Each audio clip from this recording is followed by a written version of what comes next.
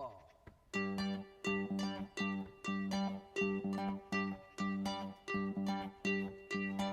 Say you stand by your man, you tell me something I don't understand.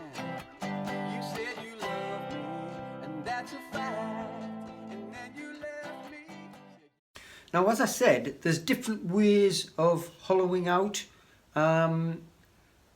There's the traditional ball gouge. What I must stress, you never ever use a spindle gouge whilst hollowing out on a bowl, because when I was telling you about the you've got the grain this way, so you've got end grain, side grain. I'll just show you the difference. Now that is a 1/4 inch spindle gouge, and it must, and I can't stress enough, it must only be used for spindles.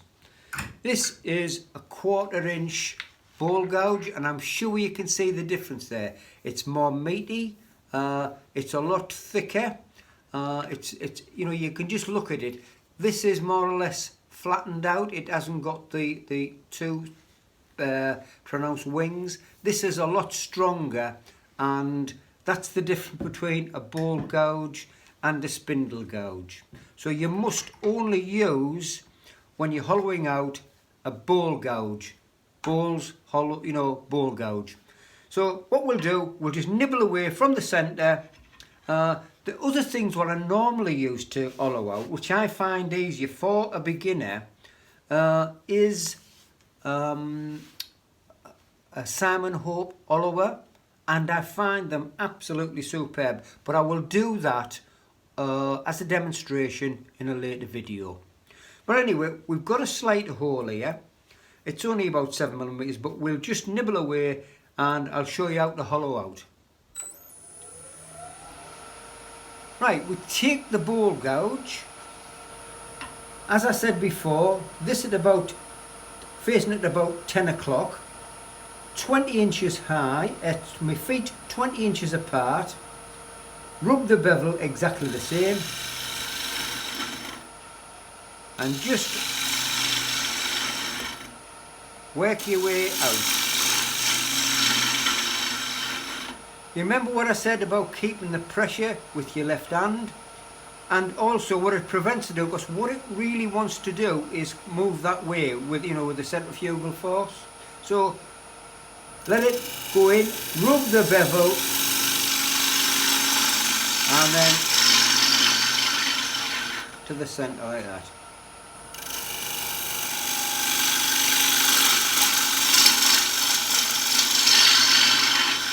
The most important part is rubbing the bevel. Can't stress that enough. Now when you're hollowing, I find it best to just use a traditional grind or a short grind, because you've got less chance of getting a catch. It hasn't got sharp edges, so if you were nice and gentle, pressure on with your left hand,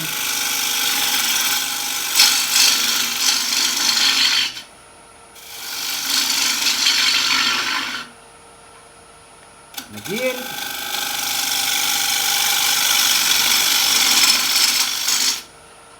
don't get greedy and try to take too much off. I keep saying that it's supposed to be a pleasurable experience, and it is, but just take little bits at a time.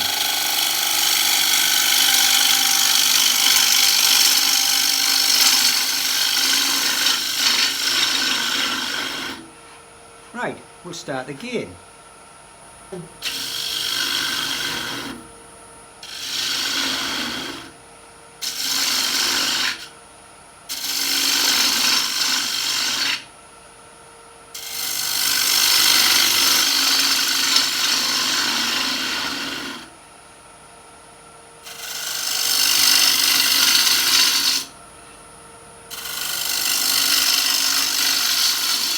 This was probably at about 5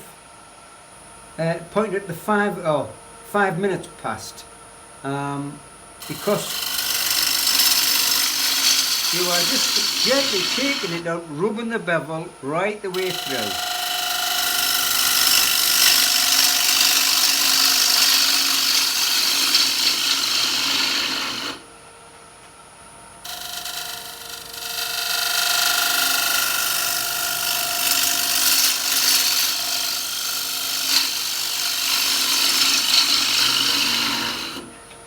Right, as I said earlier on, you need the tool rest to be kept in at all times.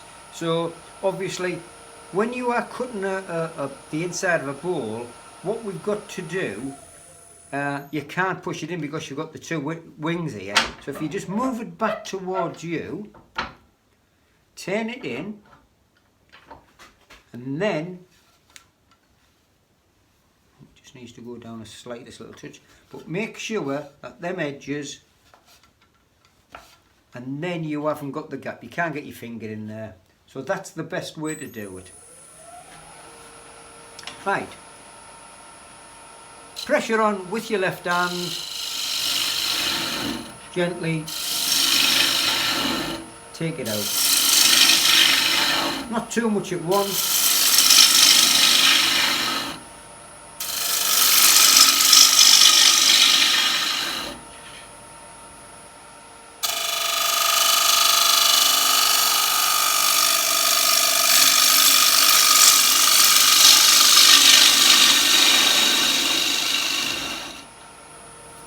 Right, we're just gonna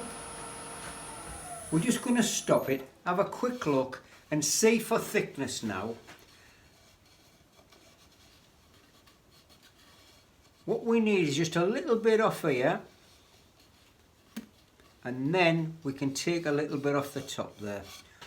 But it's one continuous cut, so we'll make this probably the final cut. So as I said before, pick the cut up, let it rub the bevel round the worm, and nice and gentle, pull the chisel back in towards you so you're rubbing that bevel. Sorry, I knew I said we wanted a one continuous cut, but we'll go very, very fine.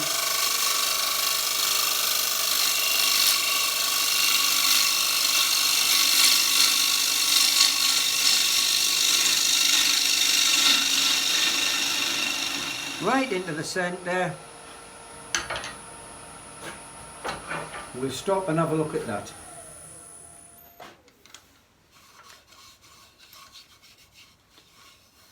I think we just want one more final cut just to take them couple of ridges off, and then that will do it. We'll just clean this edge up and then we'll make that do. But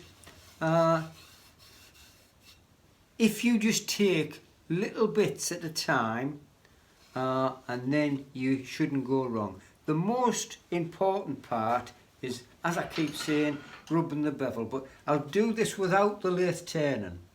When you put it onto your tool rest, have your chisel at a 45-degree angle that way, let the bevel rub, and then just to say turn it towards yourself, let it come down, rubbing the bevel at all times. And I don't know whether you can see that. I'll just turn that camera on a little bit. So we start it there, let it rub the bevel, pick up the cut, rub the bevel, and then as it's starting to go around, and then pull this chisel in towards you. And another important thing is just let the chisel do the cutting. You don't have to be dead tight and keep it down. It's just keeping a bit of pressure on and let that do the work, and right the way down into the centre. So we'll just take one final cut and then that should do it. I'm just going to move that in slightly again.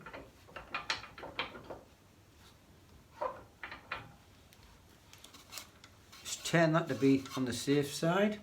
We're just going to make the one finishing cut now. So as I said, place your tool rest and keeping a bit of pressure on the tool rest, on your chisel, and just let it pick the cut up. You can see it's very, very fine. Pull this in towards me,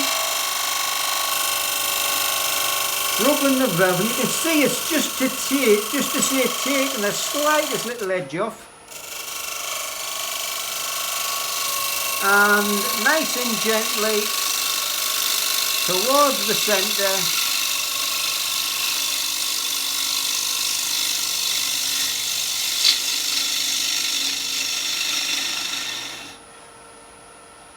Just take that slightest little bit off there.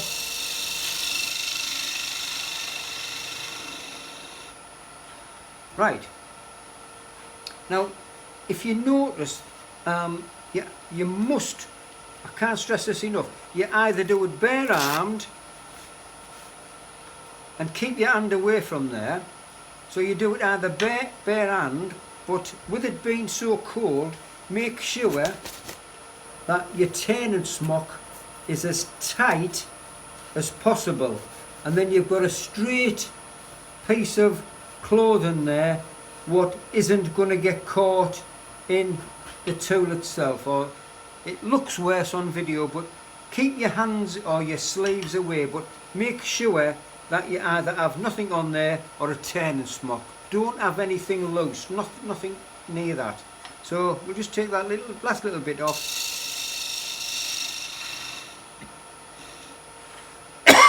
Excuse me. We'll just stop that and have a quick look. I just wish you could have felt that. It's nice and smooth.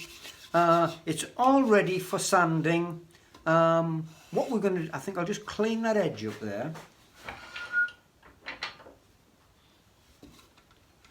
Now there's a couple of ways you can do it. I think we'll just put a slight bevel on it. And I think the easiest way to do that is to put it at, say, this one point at, say, 10 o'clock, but as you start to cut, you turn it until it's a 90-degree angle. So it's right on cut there, right in the centre of the top. Turn it round, and I'll stop that and see if you can just see what I'm talking about there. And all you've done there, you've rounded that. And what we're going to do now is round it the other way. So exactly the same. This one at about 10 o'clock till it starts to cut, and then as you start to cut, turn it until it's 90-degree angle.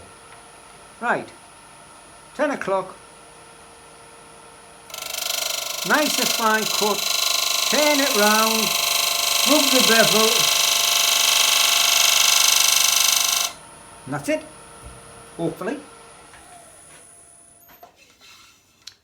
Right, it's got that, it's just where I haven't cut that, but yes, it's done what I wanted to do. I've put a cove on it effectively, that's all I've done. So we'll just take a little bit more off. Right, 10 o'clock, turn it round,